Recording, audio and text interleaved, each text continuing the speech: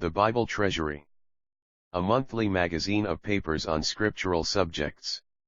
Article 2 Part 49 of 95, Volume 15, 1884 and 1885.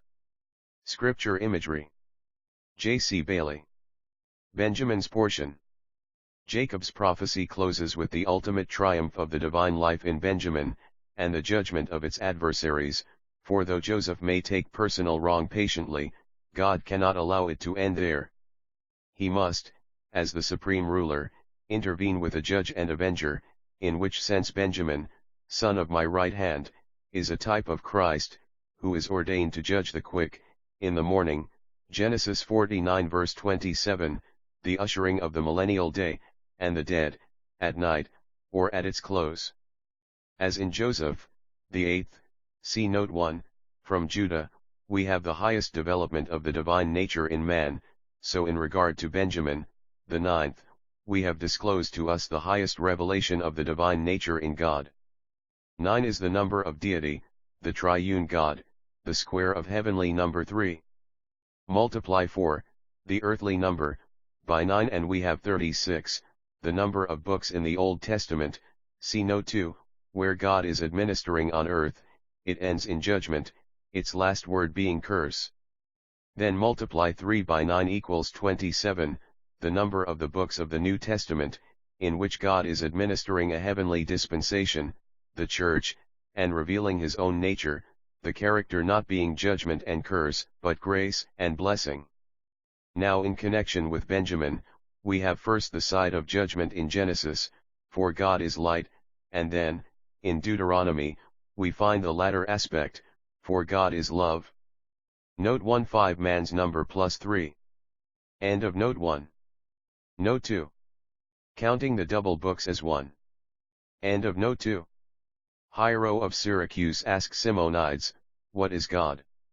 The philosopher requested a day to consider his answer, at the end of which he asked for 2 days more, then for a week. Finally he replied that the more he considered the subject, the more dark and unfathomable it seemed.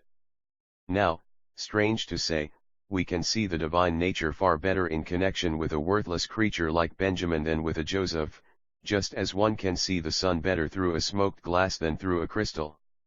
For when we hear God is love, it is no description unless we know what love really is, and how wholly it is self-sustaining, and independent of the elements of admiration or approval, or of any qualities in its object that would awaken these elements, how it is also independent of its object's gratitude, or reciprocated affection. Dwelling in the ecstasy of its own bliss, pouring forth its flood of opulent light and warmth upon that object, it irradiates it with its own splendor, as the sun's light makes a vulgar soap bubble iridescent with beauty and glory. The difference between admiration and love is like that between lightning and light. Lightning selects its objects, preferring bright and substantial ones, but light, while shedding its benign beams on all, appears in its greatest beauty on objects that are out of its direct range. It is beautiful all along that hemisphere which it directly illumines, but having reached the limits of the horizon, it makes the atmosphere bend its rays round, so as to touch the hidden regions beyond, and there, though it is not stronger, it appears at its greatest beauty, to flatter the mountain tops with sovereign eye, kissing with golden face the meadows green, gilding pale streams with heavenly alchemy, in the east, or purpling the evening sky with its gorgeous tapestry in the west. Its holy flame forever burneth, from heaven, it came, to heaven returneth. As strong as death, many waters cannot quench love, neither can the floods drown it. For who would expect this? Of Benjamin he said, the beloved of the Lord shall dwell in safety by him, and the Lord shall cover him all the day long, and he shall dwell between his shoulders. Deuteronomy 33 verse 12. Observe the eccentricity of love, that is its character.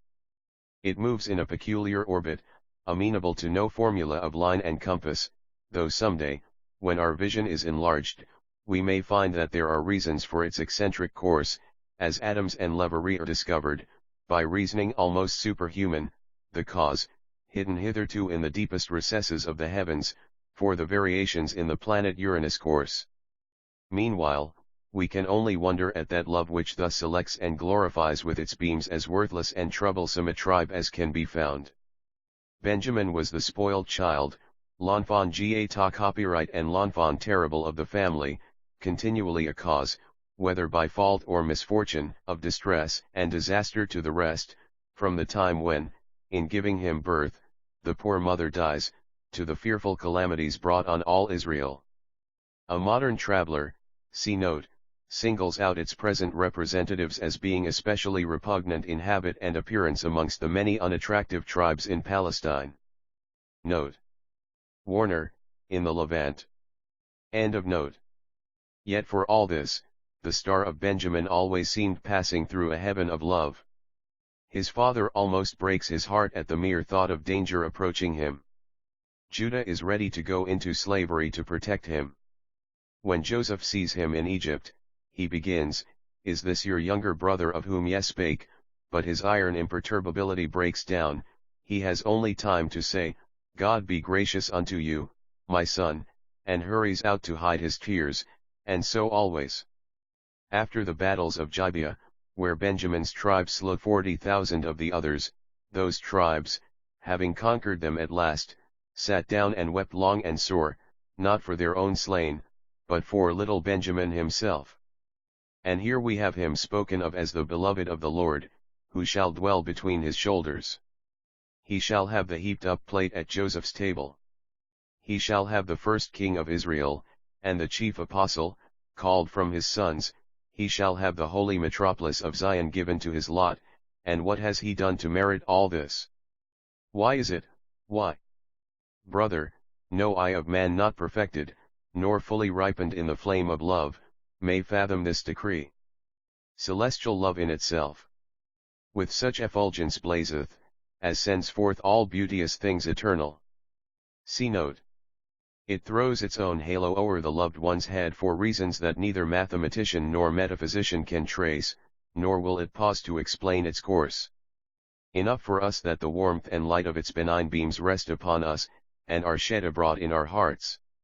We are the objects of this divine love, and there is much blessing and power in contemplating how independent is its nature, for we are prone to think that modesty would exclaim, "Who am I that God should love me?" Consider that this ineffable grace rests upon us by reason of its own spontaneous action, like the light of heaven, without needing anything to draw it forth. She, to whom the question was contemptuously put, "And do you really think that the Almighty chose you before you were born?"